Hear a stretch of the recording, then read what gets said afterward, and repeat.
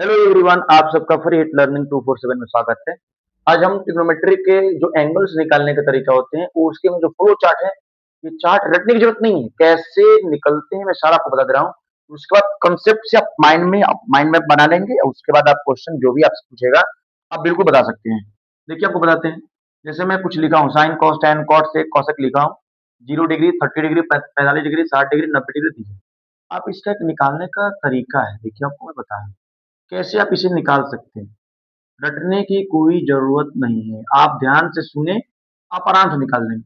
0 है, आप यहाँ से मान लीजिए 0 है, 1 है, 2 है, 3 है, 4 है। 4 से एंड हो गया। जहाँ एंड हो पर उसी से डिवाइड करिए। 4 से खत्म हुआ ना, 4 से डिवाइड कर दीजिए। यहाँ भी डिवाइड कर दीजिए, यहाँ भी 4 से डिवाइड करिए, यहाँ भी 4 से करिए। और उसके बाद इसका रूट ले लीजिए, अंडर रूट। इतना काम तो आप आराम से कर सकते हैं। क्या करना क्या है आपको? 0 से स्टार्ट करेंगे आप। 0 डिग्री है तो 0 से स्टार्ट करिएगा। 0, 1, 2, 3, 4। जहां अंतिम जो नंबर अंतिम आएगा उसी से डिवाइड कर देना सब में। डिवाइड करने के बाद रूट लेना है। जैसे ही आप रूट ले लेंगे ना, वो साइन थीटा की वैल्यू निकल जाएगी। 0/4 0 होता है, तो साइन 0 की वैल्यू 0। साइन 30 की वैल्यू 1 का रूट तो 1 ही रह जाएगा, लेकिन 4 का 2, साइन 30 की वैल्यू 1/2। कॉस 45 जगह 2 से 4 कट जाएगा 2 बार में, तो 1/√2 आ जाएगा। तो 2 का रूट निकलेगा नहीं। 3 का तो √3 रह जाएगा, इसकी वैल्यू 4 का 2 हो जाएगा। 4 से 4 कट के 1 हो जाएगा, तो साइन 90 की वैल्यू। बस यही एक चीज खाली हमको लिखना था। बाकी ये एज इट इज खाली बस देख के लिखना। साइन का लिख दे, sine 0 degree 0, sine 30 1/2, sine 45 1/√2, sine 60 √3/2, sine 90 1। और बस कुछ नहीं करना है, पीछे से लिख दीजिए कॉस की वैल्यू हो जाएगी। कॉस 0 की वैल्यू कितनी हो जाएगी 1। कॉस 30 की वैल्यू कितनी हो जाएगी √3/2। कॉस 45 की वैल्यू कितनी हो जाएगी 1/√2। कॉस 60 की वैल्यू कितनी हो जाएगी 1/2। कॉस 0 की वैल्यू कितनी हो जाएगी, कॉस 90 की वैल्यू 0। अब देखिए आप साइन कॉस आराम से करिए।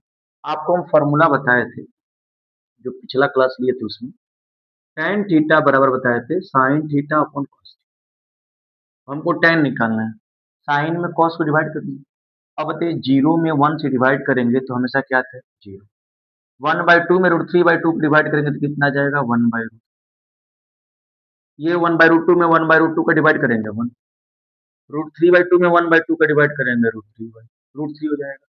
और 1 में 0 का डिवाइड करेंगे तो नंबर अनडिफाइंड हो जाएगा, यानी डिवाइड हम नहीं कर सकते,